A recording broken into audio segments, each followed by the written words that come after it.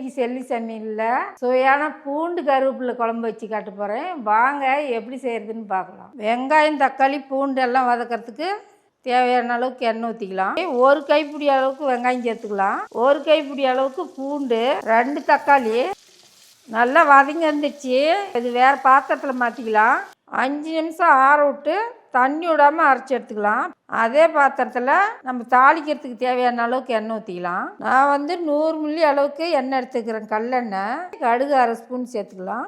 சீரகம் சின்ன ஸ்பூனில் 1 ஸ்பூனு, உளுத்தம்பருப்பு 1 ஸ்பூனு, வெந்தயம் 1 ஸ்பூனு.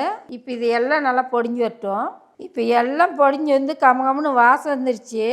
சின்ன வெங்காயம் ஒரு 150 கிராம் நான் உரித்து கட் பண்ணி வச்சுருக்கிறேன். பூண்டு 2 கட்டி அளவுக்கு உரித்து எடுத்து வச்சுருக்கிறேன். இப்போ இதெல்லாம் நல்லா வதக்கி விட்டுக்கலாம். சின்ன வெங்காயமும் பூண்டும் கலர் மாறுற வரையும் நல்லா வதக்கணும். இது கூடவே கருவேப்பிலை ஒரு கொத்து சேர்த்துக்கலாம். இப்போ வெங்காயமும் பூண்டும் நல்லா வதங்கிருச்சு. இப்போ மசாலா சேர்த்துக்கலாம். மஞ்சத்தூள் 1/2 ஸ்பூனு, மல்லித்தூள் 3 ஸ்பூனு, மிளகாத்தூள் 2 ஸ்பூனு. உங்களுக்கு காரம் எவ்வளோ தேவையோ அவ்வளோ அளவுக்கு சேர்த்துக்குங்க. இப்போ நம்ம அடுப்பு கம்மி பண்ணி விட்டு மசாலா கரிஞ்சு போயிடும். அப்படியே அந்த எண்ணெயிலேயே வதக்கி விட்டுக்கலாம். அடுப்பு சிம்மில் வச்சுக்கோங்க. இப்போ இது எல்லாம் மசாலாலாம் கம்மன்னு வாசம் வந்துருச்சு. இப்போ நம்ம அரைச்சி வச்சோம் இல்லைங்களா, அந்த பேஸ்ட்டு சேர்த்துக்கலாம். வெங்காயம், தக்காளி, பூண்டெல்லாம் அரைச்சோம் இல்லைங்களா, அது சேர்த்துக்கலாம்.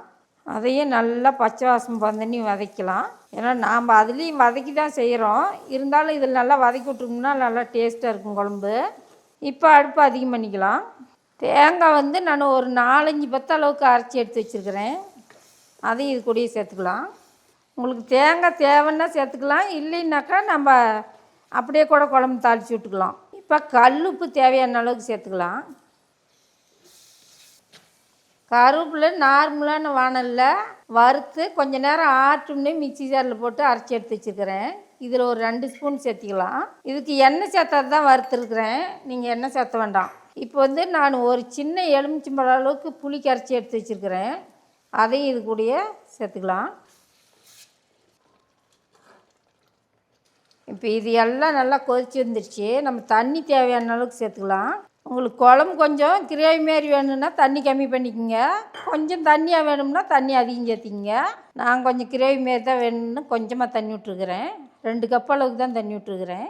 இப்போ கொதி வந்துருச்சு. உப்பு கம்மியாக தான் சேர்த்துருந்தேன்.